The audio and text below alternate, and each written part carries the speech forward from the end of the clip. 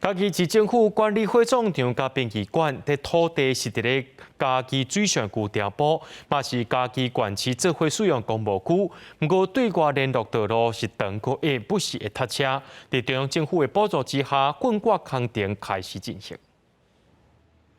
两台车拄好相闪车的跨度，若是拄着上山头的车较侪，也是清明的时阵，这条嘉138线就塞车严重。目前第一期拓宽工程已经完工。第二期目前现在已经完成了西部设计，也已经定线完成，西部设计也已经编完了预算书。那后续我们要进行的就是土地的用地取得的作业。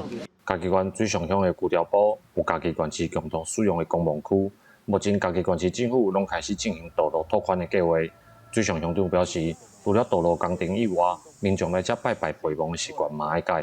这条路旧路，伊即马要拓宽到第二期的啊，到透遮啊，你第一期的，你做到遐尔，你嘛照常踢啊。被扫墓的，就是我们以前规划，就是在那边营区有啊，我们有一个接驳啊，营区遐大停车，安尼有公车甲载啊，遮好的设施大家唔用啊，硬要入来啊。但是嘉义市人因拢有接驳公车在。咱嘉义县嘛有。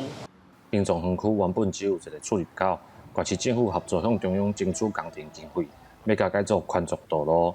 嘉义县政府表示，互双撞车队甲当地居民分流出入，才会当改善长久以来的问题。记者林慧婷，嘉义报道。